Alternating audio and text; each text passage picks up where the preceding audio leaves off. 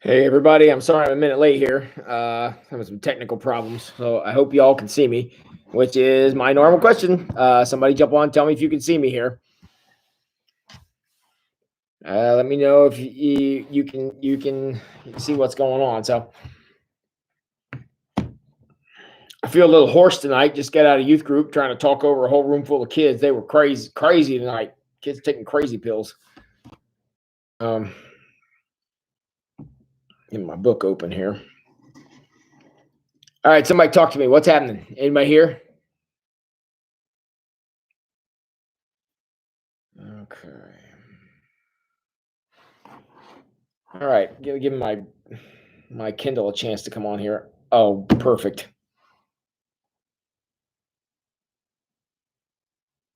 What the heck is? Oh, are you for real right now? Oh, good. My Kindle is running an update. That is awesome.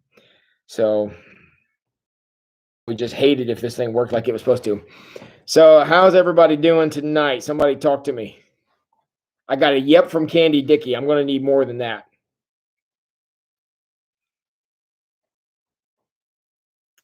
Come on now. All right. Somebody talk to me here.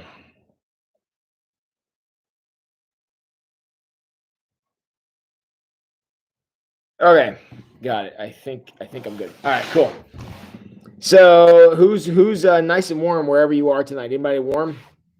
Because it's cold outside, and I got to tell you, anybody who's ever been in a building like a church, you already know this. That the rooms are either 100 degrees or 50 degrees. They don't do anything different. So upstairs, the main room was nice and warm, and the side room was freezing. So, no, my lips feel weird. All right, hey everybody. So let's talk a little bit. How was your day?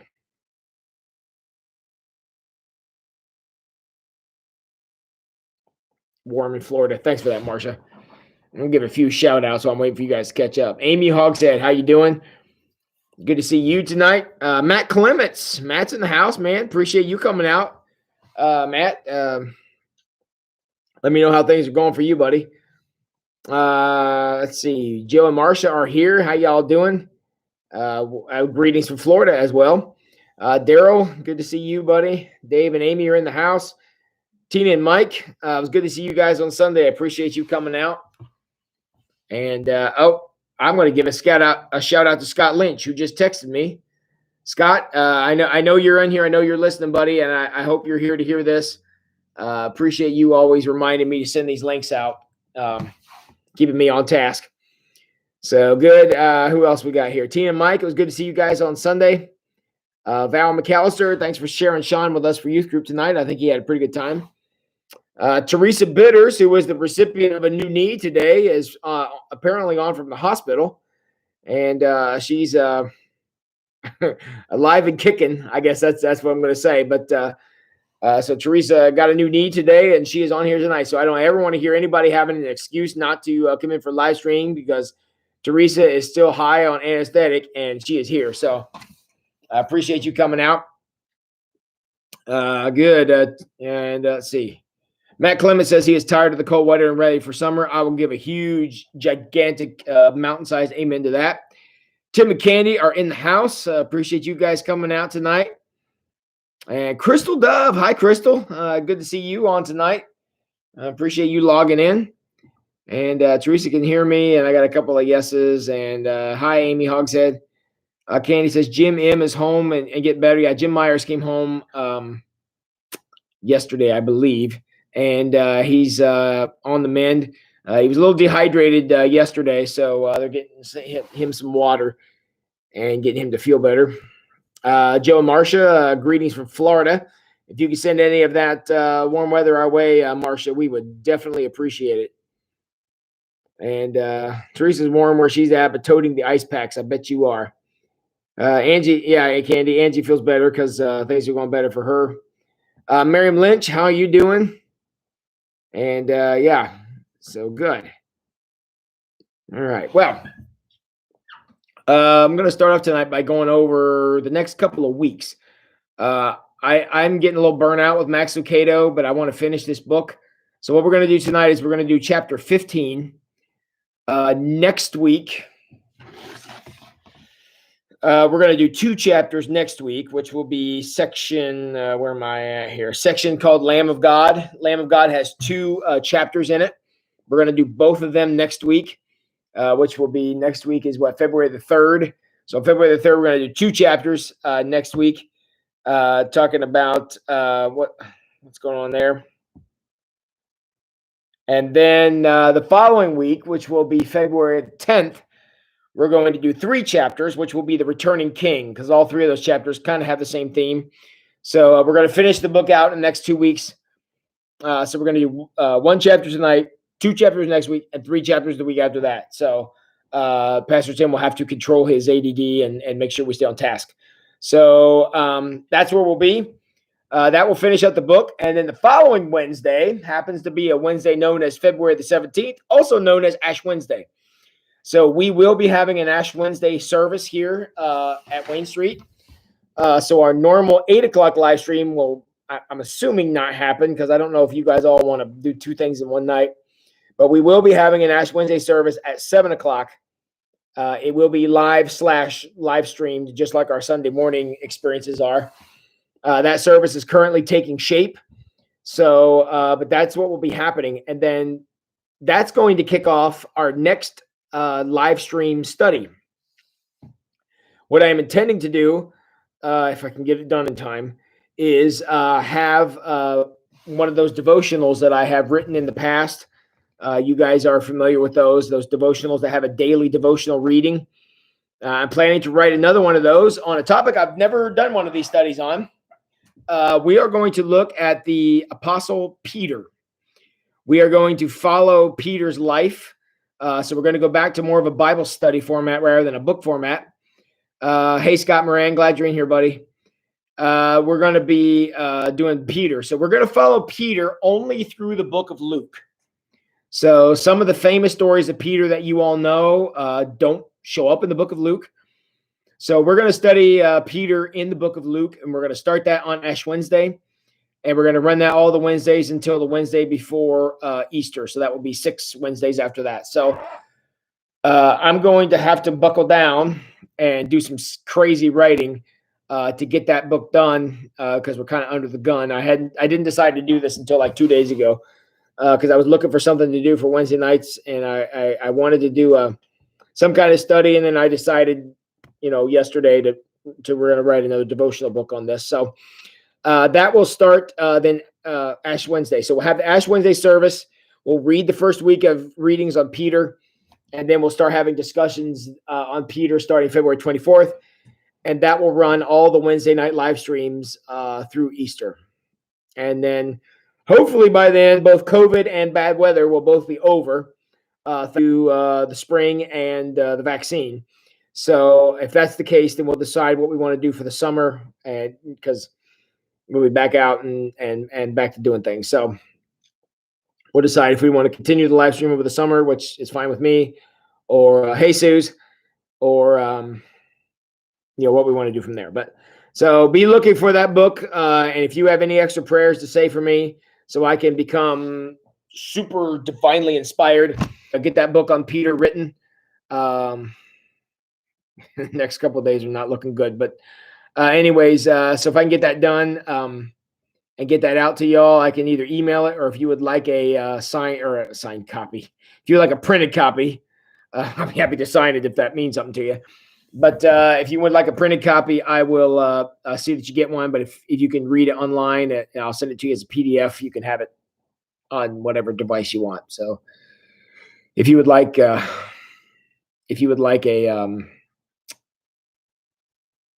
I'm really tired.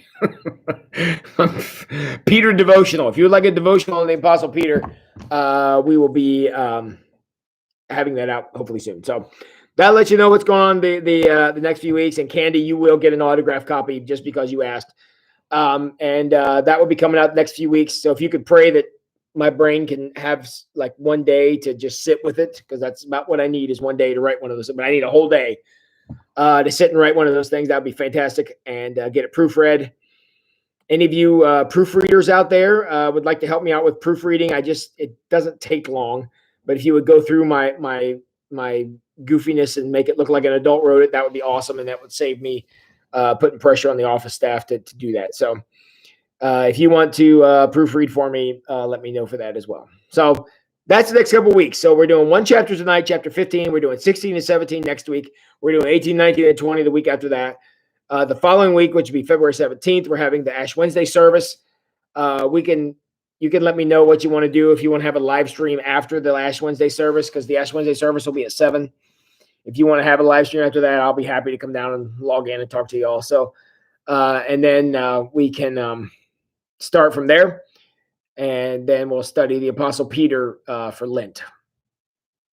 Okay. Comments about that? Questions about that? Anything you want to say about that? Would appreciate it if you would do so.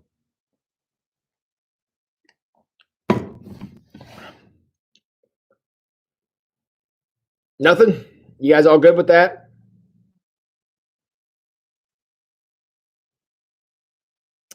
This is the speak now or forever hold your peace part. So if you got something to say, this is the time.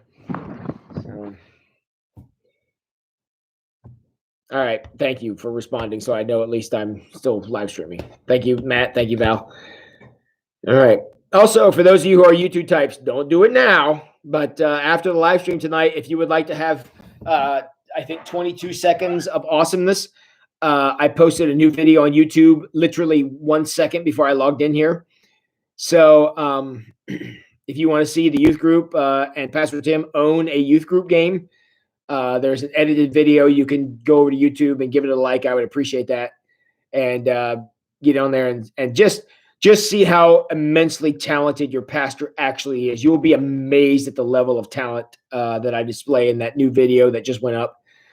So you can go watch it. Like I said, it's like 22 seconds long, so it ain't very long. And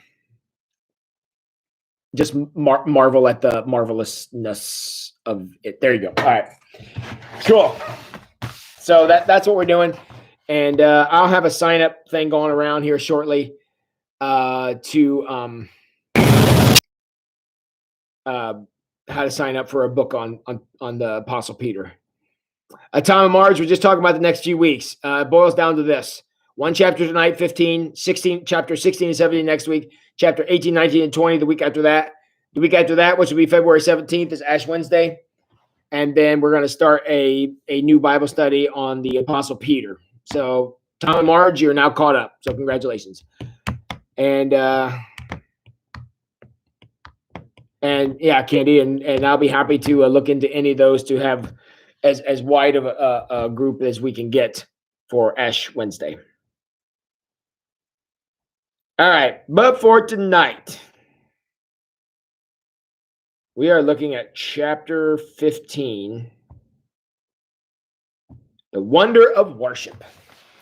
Worship is one of those weird things. That it's one of the many words from Christianity that the culture wanted to steal, or I shouldn't say wanted to, has attempted to steal, and try to take over and make it serve the world's own purposes. And we see evidence of that quite a few places, really, where the world has used worship to be something other than looking at God. The word worship literally means, you know what? Get in the comments. Don't look it up. Don't cheat. Somebody tell me what the word worship literally means. Does anybody know what it literally translated, what it literally means? I'm gonna see if we got any overachievers in the crowd tonight. Can anybody tell me what the word worship means? And you know what? If somebody actually gets this right without cheating and looking it up, there may be a prize in it for you. So I want to know what the word worship means. This is your big chance. And don't cheat and look it up. Because if you cheat and look it up, I'm going to know.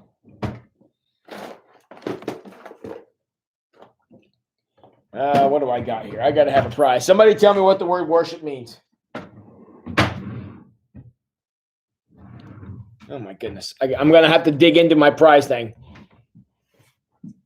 To be aware of, expression of awe. Those are great definitions. but not correct. Well, you both used the word all. That's interesting. Act of gratitude. You're in the right ballpark, but still not quite there. Anybody else want to take a shot at it? There will be a fabulous prize if you get it right without cheating.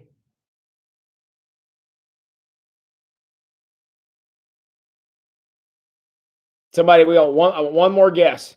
One more guess. What does worship mean? Don't be cheating and looking it up.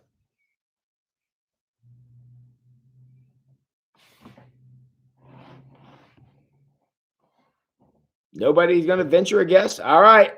I'm closing the polls in 5, 4, 3. Shoe reverence. No. 3, 2, 1. And okay.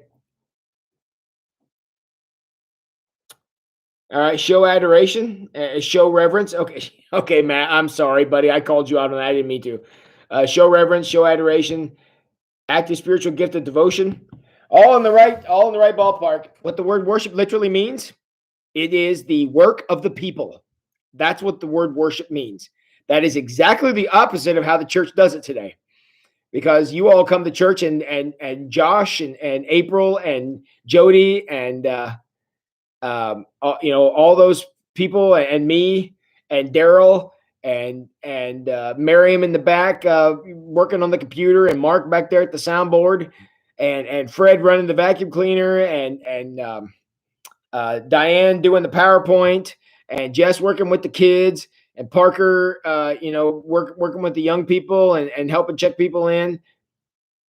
You guys come here and it seems like we're doing all the work, but that is exactly what it ain't supposed to be.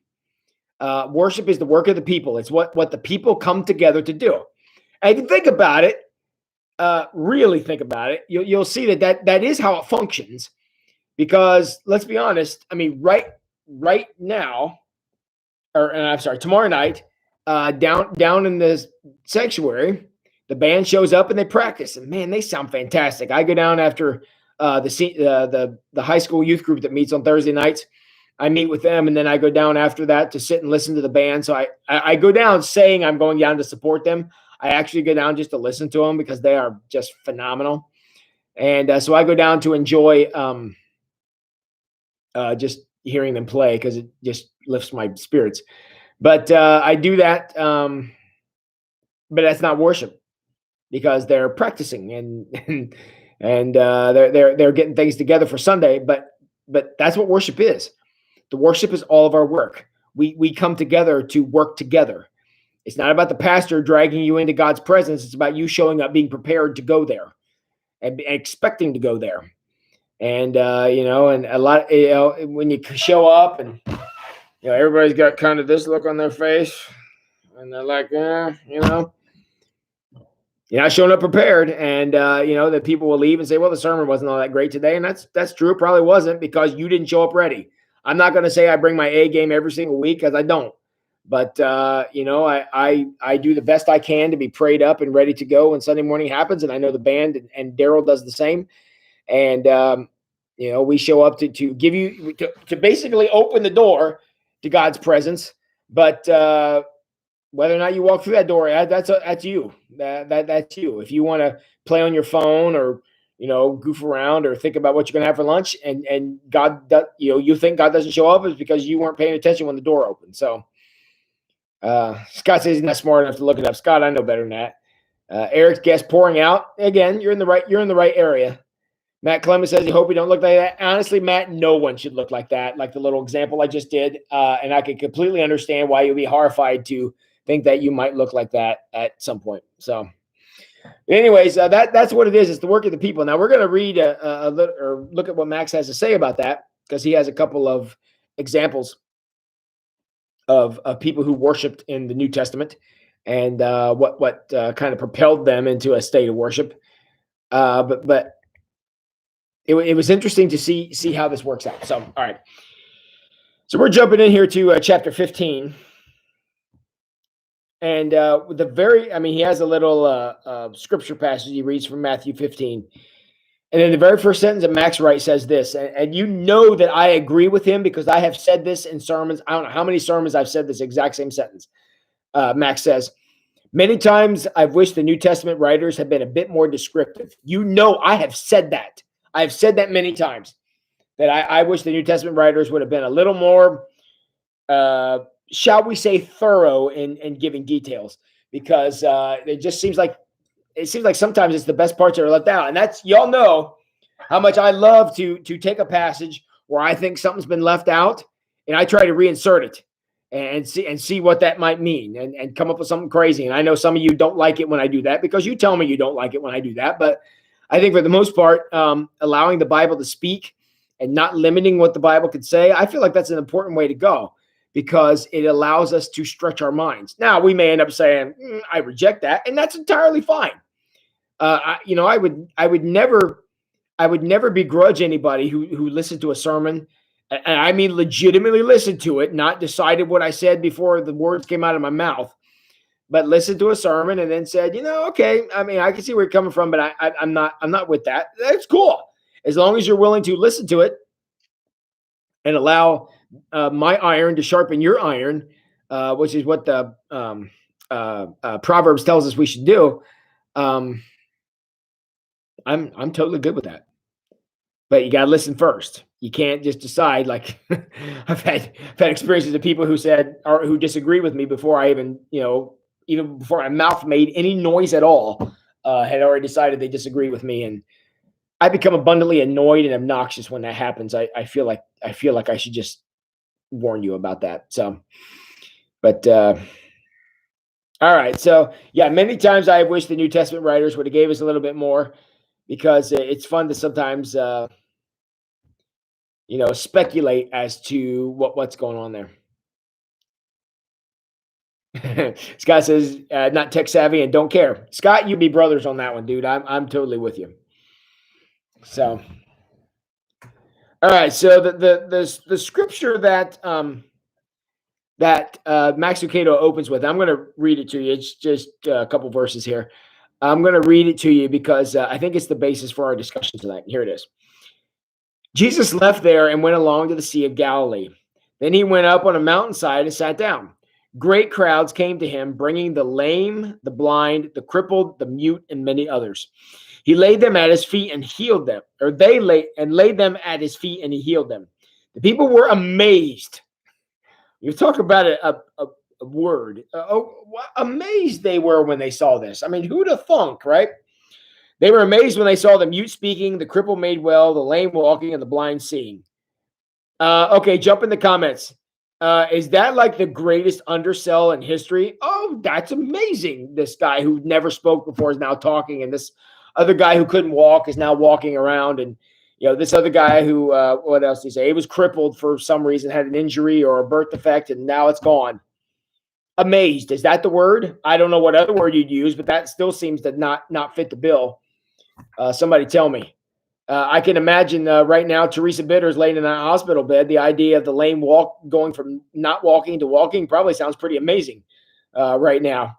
But that's an incredible thing. And after being amazed, again, undersell of the decade, Matthew finally says they praised the God of Israel. They worshipped. Okay, I know he doesn't use that word here, but that's essentially what they mean, that they worshipped. Okay. Here's my question, and Max throws this question out there, so I'm just going to toss this question to you. So these people witnessed something incredible. Okay,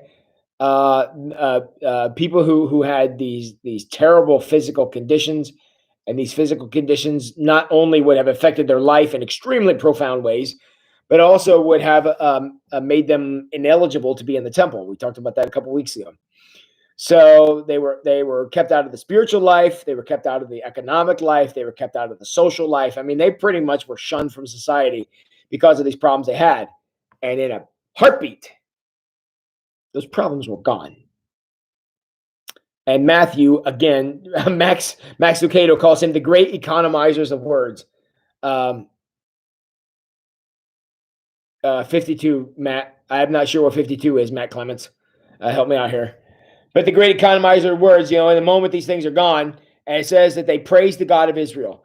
Max's question, my question to you is, how do you think they did that? They witnessed this absolutely fantastic thing, okay? And this fantastic thing happened. They were all very, very excited. Again, I don't know how you could respond in any other way other than that. So they were very excited because this fantastic thing happened, and they praised God, which, again, I'm sure they did. Okay, I'm not questioning that, but isn't that still kind of underselling it? I'm thinking, I'm talking like Ohio State scoring a touchdown with no time on the clock to beat Michigan, kind of crazy. Okay, that's the kind of thing I'm thinking. It's sports stadium kind of nuts, and I just feel like when we think praise God, we think amen. Praise God, thank you, Lord. I don't know if that covers it. I don't know if that gets to the point of what we see, because we could just imagine that, to witness something like that. How do you respond to that? And hey, Matt, your dog's welcome. Hey, Skylar, glad to have you, buddy. And come on, Mom, we're gonna have to pick up the pace here a little bit. Dude, did y'all just see Skylar throw Mom under the bus? Sorry, Tina. That was kind of harsh there. Tina, we all still love you here, and if you guys need counseling, let me know, and I'll clear my schedule for you guys. So, yeah, but I don't know if saying. I just don't know what kind of euphoria, because I don't know how else you would describe this. If you had somebody you love, genuinely care about, who had an injury or a problem that was greatly impacting their life, things were really tough, and your whole life, all you wanted for them was to be able to experience life without this terrible thing, without this addiction, without this injury, without this brokenness, without this cloud, whatever it is. And suddenly that thing that you wanted gone was gone. How would you respond? What is the appropriate level of response to that? Anybody want to try to tell me? I mean, even think about it a month from now. And Teresa, I'm sorry I keep using you as an example here, but I know you're 8 hours removed from surgery here. And a month from now, when you're going to be walking on that new knee, and 2 months from now, when you're going to be moving around and not having pain, that's got to be a for you and for Rick and for your daughters and your grandkids, that has got to be a rejoice inspiring moment to be able to see that. I think about people in my life who are dealing with physical problems and things like that, and to see them struggle, and then to see them not struggle. That's what we're talking about here. I think sometimes we and look, I'm as guilty of this as anybody. We kind of underestimate, we kind of undersell some of these miracle stories and what they would have meant.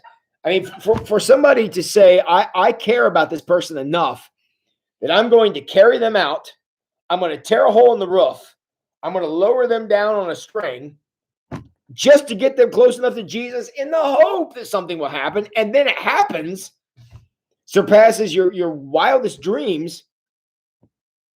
What is the appropriate level of response for that besides just absolute chaos? Gobsmacked. Yeah, Candy, that's right. Gratitude, absolutely, Teresa. I mean, we're talking off the chart. Off the chart. There's off the chart. I don't know how you get to that level. But friends, I'm not saying we got to get there all the time, because you can't live there. I get that. But every once in a while, especially given the year we've just come through, and the 27 days of this new year, and the last 7 days of this year, and all the just the stupid stuff that goes on out there. Man, wouldn't it be great just to cheer for something, to have something to cheer for? To look at something and say, there's my winning team. I haven't watched I have not watched literally 1 minute of football this whole year. College, pro, nothing. I haven't seen anything. When I'm at the gym in the morning, ESPN is on the TV, but it's muted, so I can't hear it. So I guess I watched a little bit of football clips there. But I think the Super Bowl is happening like 2 weeks. I don't even know. I don't know nothing about it. And I miss the days when I used to care about that. I used to root for teams and be a part of the Super Bowl. We used to have Super Bowl challenges and things in my churches, and we would raise funds, or we would raise items to give away to charity. And one year, I donated almost 1,000 pairs of socks to a local homeless shelter through a Super Bowl thing that we did. And just trying to take something good and make it better. And that's what I was doing. And anymore, given the year we've just had, it's been so long since I feel like I've cheered for anything. I don't know.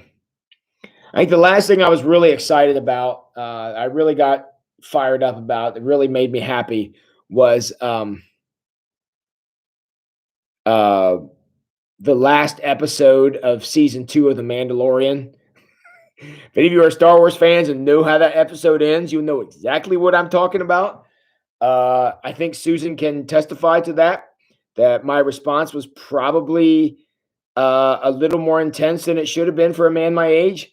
And I almost broke some furniture because I was so excited.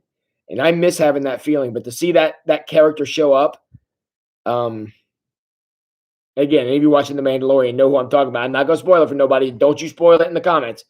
But to see what happened in the last 5 minutes of the last episode, I'm talking that kind of excitement.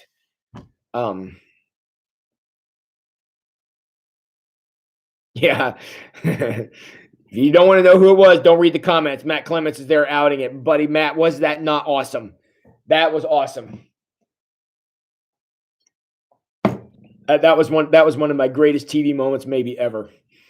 That one, and when Captain America at the end of Endgame picked up Thor's hammer. Oh my gosh. I could watch that clip on loop for a year and not get tired of it. But Sue says super excited, and again, not sure I got there. But y'all know what I'm talking about, that moment of great excitement. That's what worship should contain, an element of that. I'm not saying we got to get to that crazy level all the time. And we should never fake that or pretend to be there.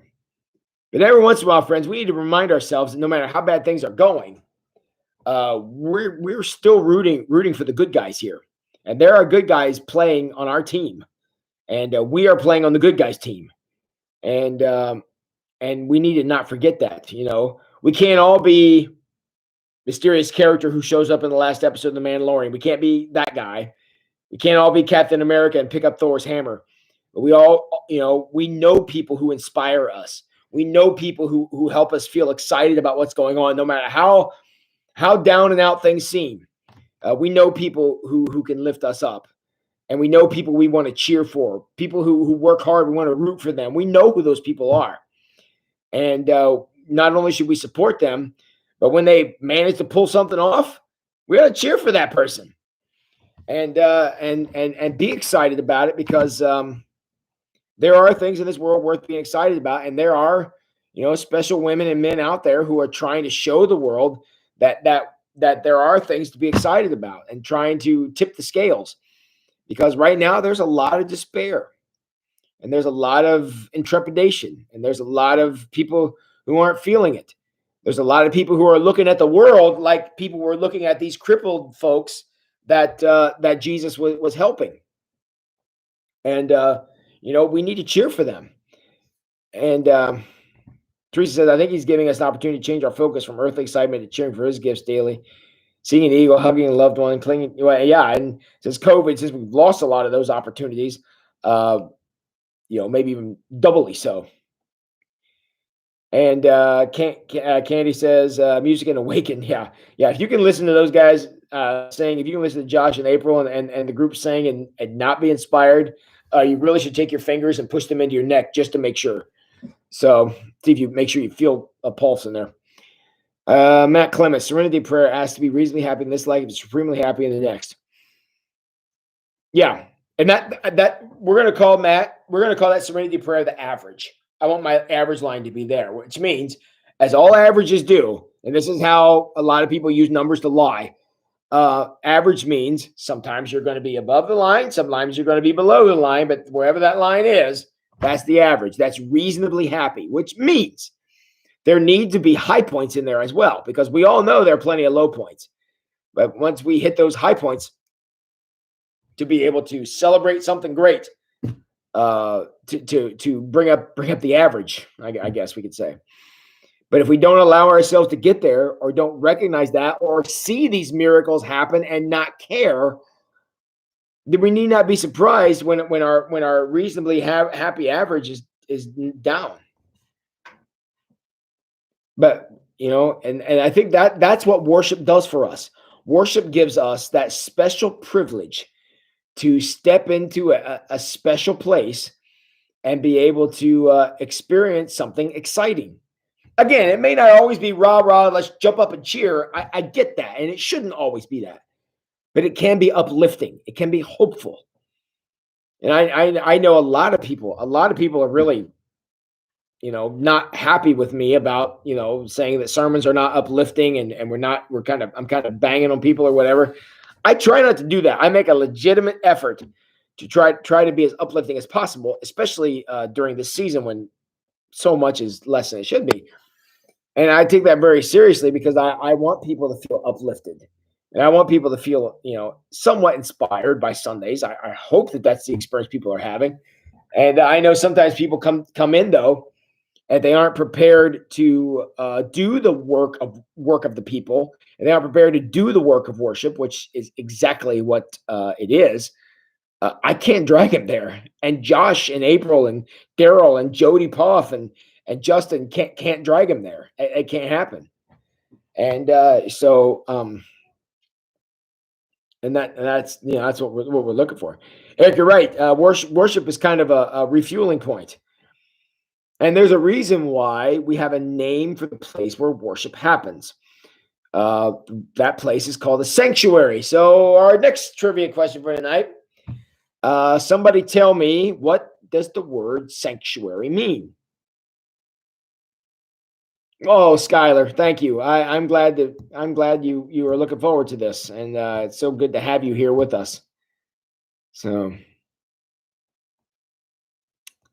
worship started before the service begins. Actually, it starts way before the service begins, like days before the service begins, because I start praying about Sunday on Sunday, meaning the Sunday before. So, and every day I pray that God could take my average skills and do something with them, and because I know that the idea is what we're looking to happen is more than Tim Benjamin is ever going to be able to drag people to on his own. I've tried, but the more prepared people show up, the more powerful the experience is. And yes, Val, Scott, and Eric, you are correct. The word sanctuary means safe place, and it's called a safe place for the work of the people. And so that you can break chains, break addictions, you can break bonds, you can do all these things, and be able to just be. I know that's not necessarily an action verb, but it is in this context. To be in God's presence is action, and that's what the sanctuary is designed to do, because in the sanctuary worship happens, and worship happens there. People a chance to respond and move into God's presence. Yes, Cheryl and Matt. Yes, place to be free because you are safe. Exactly. That's exactly how that works. So, and by having that opportunity, that makes the sanctuary a very sacred place, a very important place. And sometimes it's funny. Joe Sutton called me earlier tonight. We're having he and I are having a conversation right now about. I'm trying to say this so I don't give away, because I can't talk about it, but a policy. I'll just say that a policy we have at the church that has been worded in such a way that no mortal human could understand what it even means. So he and I are talking about how we can make what is a bunch of, I mean, it's a set of rules that would make the book of Leviticus jealous. And he and I looked at this and said, we're going to have to work on this because in its current form, it's not useful because it's too complicated. We have taken something that's relatively simple and we have complicated it to the point that it's meaningless. We have complicated the meaning right out of it. And I think sometimes we do that with our responses to God. And Max talks about this. He talks about how the people were so excited about the people who were healed, but they didn't go write a creed, and they didn't go create an administrative council, and they didn't have a chair of trustees, and they didn't have a worship committee. I mean, that's not how they did. Now, I understand we have to have all those things, and I'm not saying, well, let's just throw everything in. No, I'm not saying that. So everybody cool your jets. But I am saying that their response was sincere. It was right out of their heart as to what was happening. Yes, there's a place for organization. Yes, I get it. You all know. I know I get accused of being a scatterbrain a lot of times. But I got to tell you, I'm actually a very pinpointed person. I'm actually actually to a fault because I can tell you what, Pastor Tim can do one thing well, but he can't do two things at all ever. And that's everybody's like, yes, I can get a little driven at times because I can only do one thing at a time. That's it, one thing.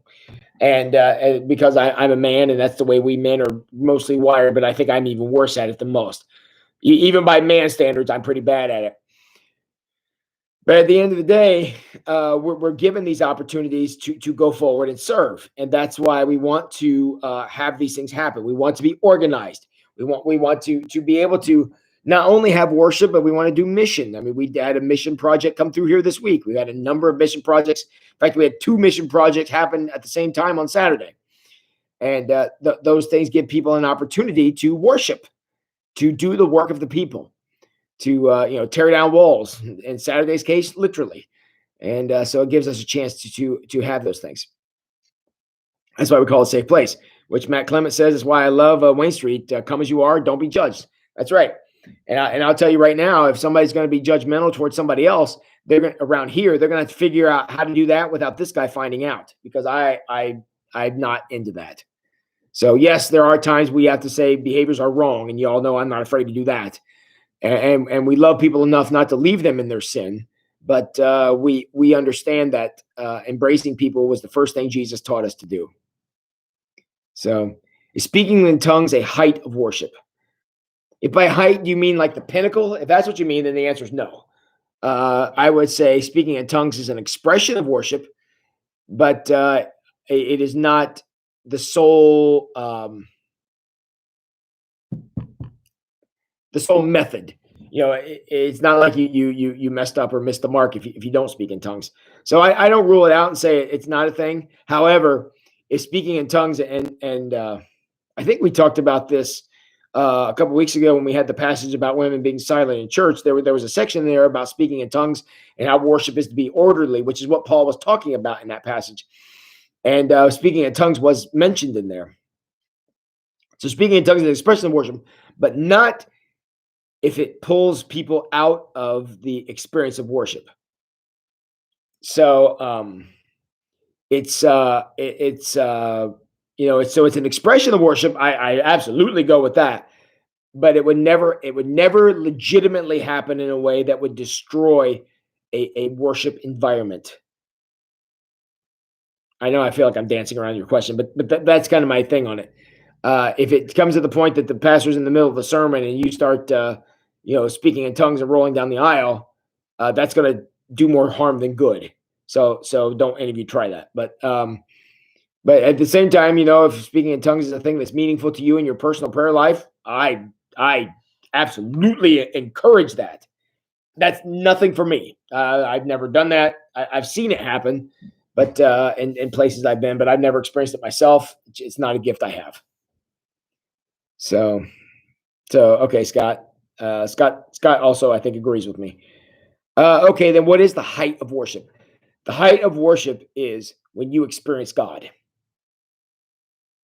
And I'm not trying to dodge your question, Matt. That is the height of worship. When you have an experience of the divine in your midst, that is worship. That can happen by yourself, but it can also happen in a group. You can't rule either of those out. So you can have that experience by yourself. It's possible. But you also can have that experience in a group. Also possible. With neither one ruled out. Am I making sense here? Both are possible. And and it's the height of worship is the experience of God. So if you walk out of a service on Sunday morning, or if you walk out of a mission project that we have, or if you walk out of this study here tonight, or you are a part of the men's group on Saturday morning, or if you're part of watching us play silly youth group games for 20 seconds on a YouTube clip, if in that you think God is real, bam, you just worshiped. You're in a state of worship.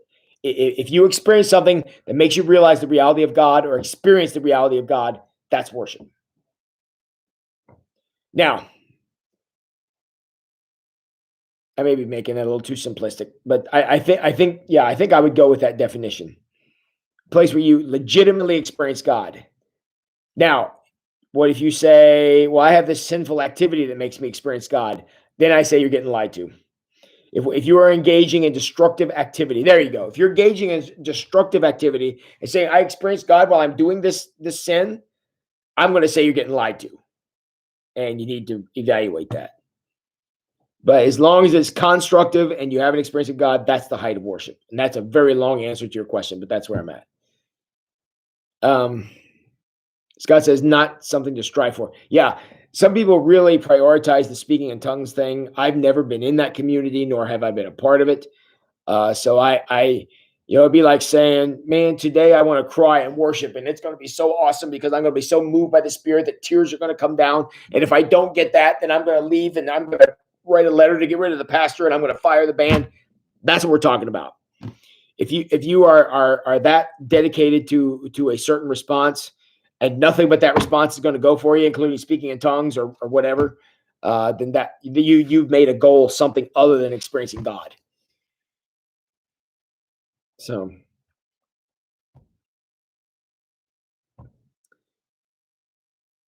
all right. We all good here? Y'all still with me? Somebody jump in the comments and give me a what up so I know you're still here.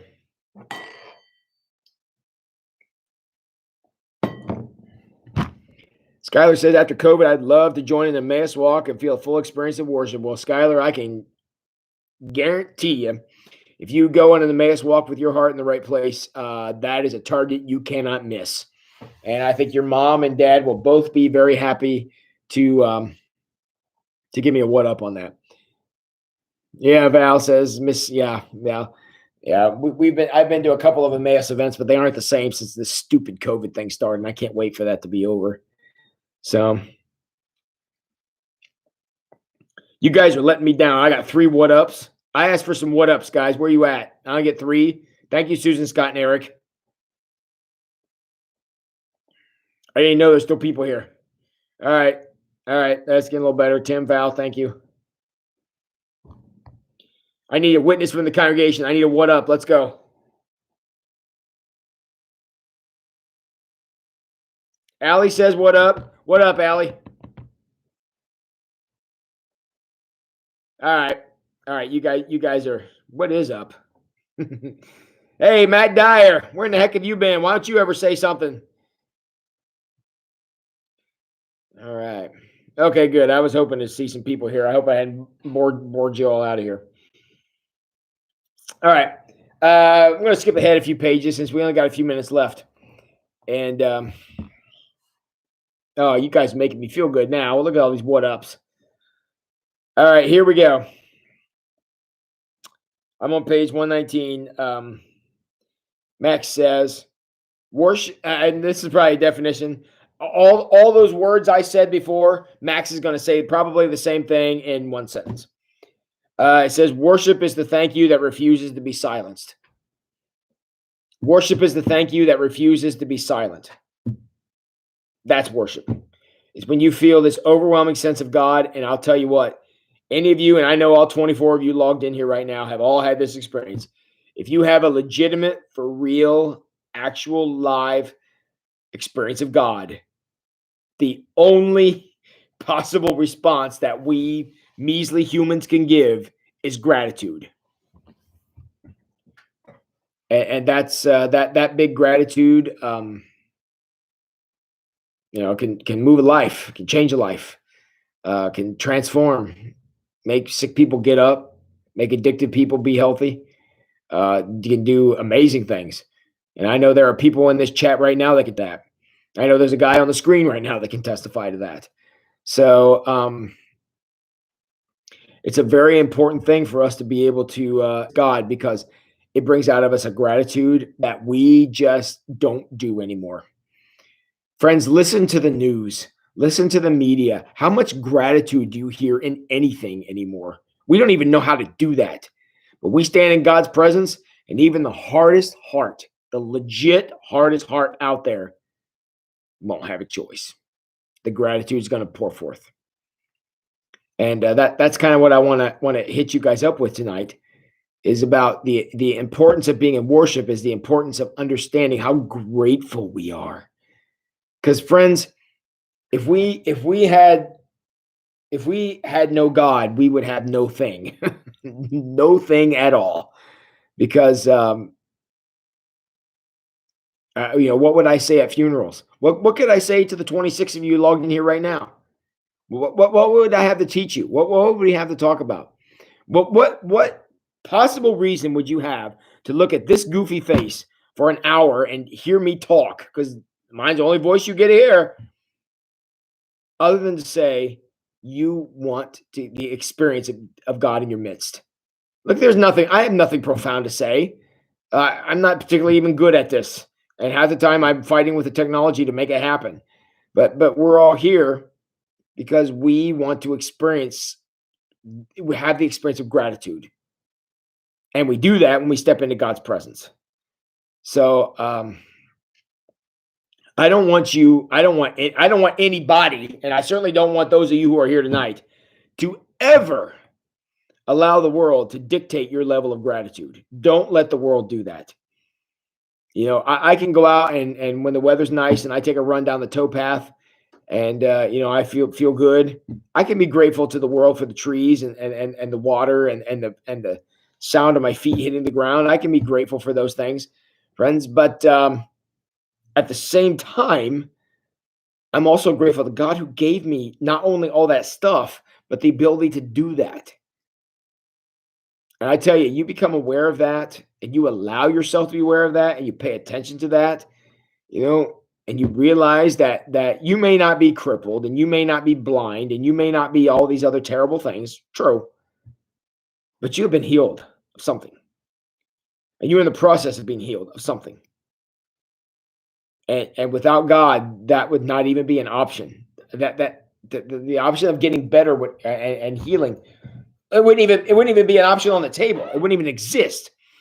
So that's one of the things that becoming aware of God will do for us, is to get us out of our own head and get us out from being stuck in ourselves, which we are real good at doing, even us, and be able to take a moment and be grateful for what's going on. Because Teresa's right. God didn't exist. We wouldn't either. Because if you look at this world and claim there's no design, you've got to be crazy. Because there's absolutely a design and a method to this madness. And yeah, Amy, you're right. COVID-19 has not been our favorite part of anything, and we're not necessarily grateful for that. I'll definitely agree. But the idea here is that there is a lot to be thankful for, even if obviously COVID-19 is not one of those things. And so there's always an opportunity to count our blessings. So.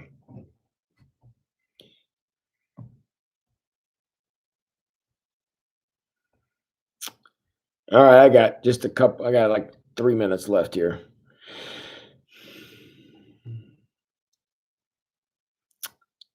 I don't know. I think I've said all I want to say. Has anybody else got anything else they want to add here to the good of the order?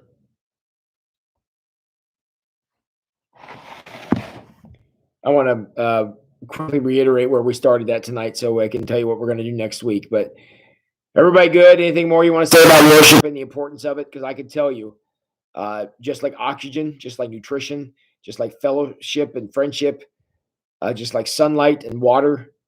Worship is an essential thing to live. And if you want to know how essential it is, look at people who don't.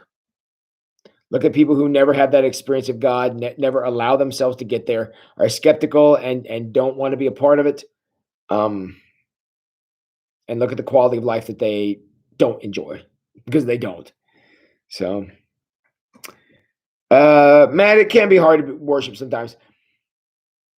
It can be hard to get in the zone we're talking about. Okay, I believe me, I completely get that. However, just because we have those rough feelings, which again we all have and have had and will have again, I think that we need to not isolate ourselves from the possibility of having the experience, both in body and in spirit. Meaning, first of all, show up on Sunday. I mean, that's kind of a positive first step, but also not to get here and close our heart. Because you come in with a heart of stone, again, it's not going to work.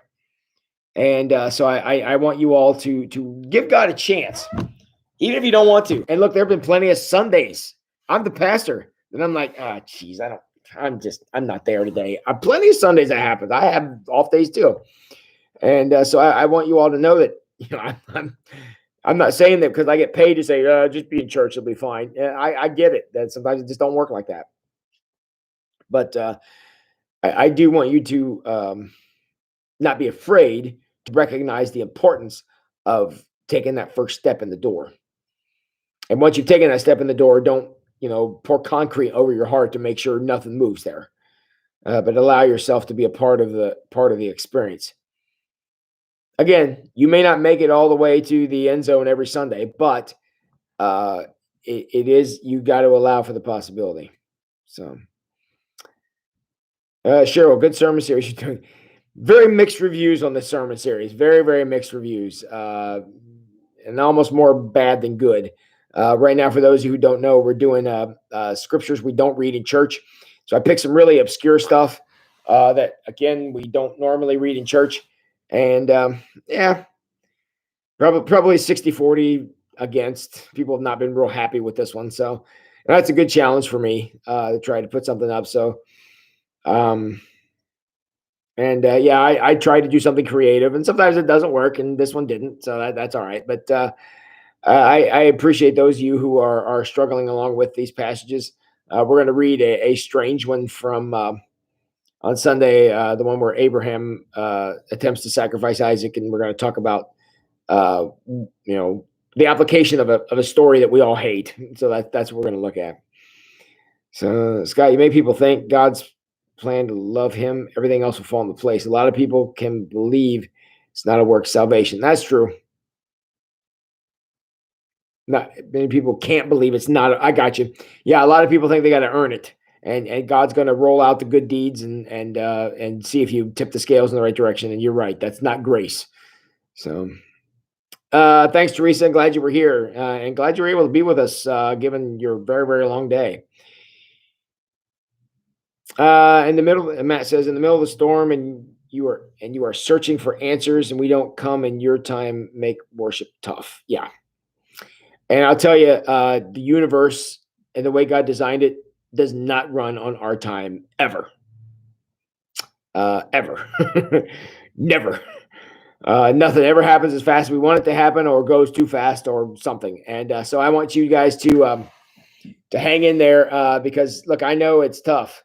And like I said, there's been Sundays that I don't want to be in church because I'm mad about stuff too. So I want you guys to know you got to give God a chance to come through, because that light doesn't necessarily turn on itself, but it will shine if you're there to be shined upon.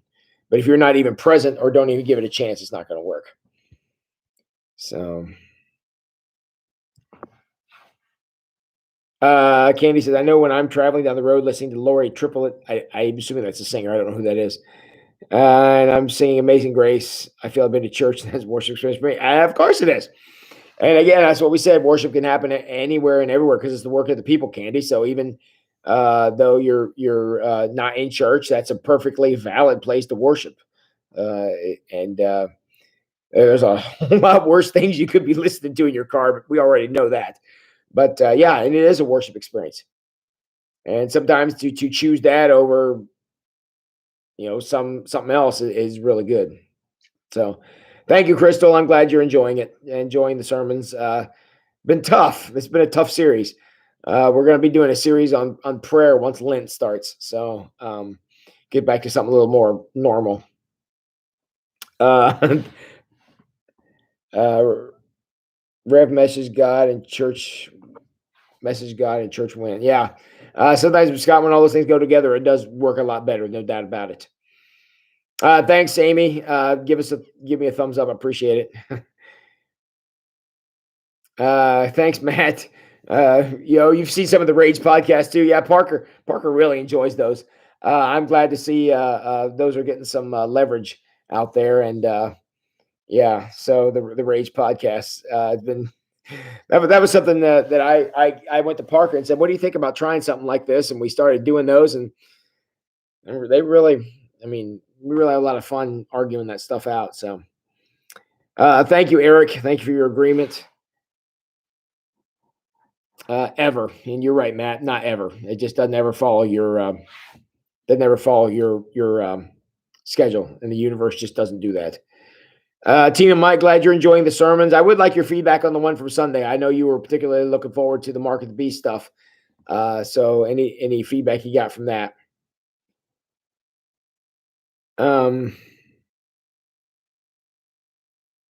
So yeah, thank you. You're welcome, Matt. Cheryl, it's now 60 to 42%. Thanks, Crystal. Well, you guys can turn it around. I appreciate that. Tim Dickey, we can go our whole lives just studying our favorite parts of the Bible. We need to be shaken out of our comfort zone on occasion. Tim, that is a truth bomb dropped by Tim Dickey, because that's exactly my thought in putting the series together. Yes, it is outside of the box stuff. And yeah, it's some kind of wild, and some of it is kind of crazy. But I wanted to explore some of those things and to be able to see what's going on there. So 60 to 44%. You all know that's over 100%, right? I'm not sure if we're following that, but Matt misses Joe and Marcia. I miss Joe and Marcia too. I'm glad the Bowmans are down where it's warm, and I hope you guys are soaking up some sunshine for we pale white Ohioans. But we appreciate knowing you're down there. Lori Triple is a local singer who now lives in Nashville. That's cool. Okay, yeah, that's cool. And Marcia misses us, but I noticed not missed us enough to come back to this 25-degree weather we have out there. So she claims she misses us, but we know that she misses us not enough to come back. So I'm just throwing that out there. Yeah, I love you, Marcia. Thank you. I'm glad you and Joe are tuning in here. But all right. Hey, guys, this was fun. I look forward to doing these, and I appreciate you guys coming out to be a part of this with me. I'm hoping we're getting toward the end of COVID, and we'll be able to start getting back to normal, and we'll decide if we still need to have weekly live streams. I don't mind doing them, and as long as you guys keep coming out to them. So, all right. Has anybody else got any wisdom to share before I sign off for the night? I'm going to give you 1 minute. You got 1 minute from right now. I'm signing off in 1 minute. So if you got anything more you want to say, you got 1 minute. Yes, Tom and Marge, we are certainly all glad that Jim and Angie are better. And he was having a better day after he got some water in him and wasn't dehydrated. Any of you who've ever been dehydrated know that just feels like you've been hit by a truck. So, all right, guys, you got 30 seconds. 30 seconds, I'm signing off. So, all right. Everybody click over to YouTube and check out that that YouTube video of us rocking out those youth group games. You can find that on our channel. It should be in all your feeds if you guys follow Wayne Street. So as soon as we're done here, you guys can click over and take 20 seconds and watch that one, and give it a like if you would. We'd appreciate it. We're trying to get that video to go. So, all right, Marcia, thank you, Marcia, and you are the best too. And I wish you and Joe all the best, and soak up that warm weather. Thanks, Mary. I'm glad you enjoyed the discussion, and hugs to you too, Teresa. All right, everybody. Well, I appreciate you being here. You honor me with your presence by coming out and being a part of these crazy things. I love you all very much. I want you all to go get a good night's sleep. And y'all know what you need to do now. In the immortal words of Skylar Bird, go wash them hands.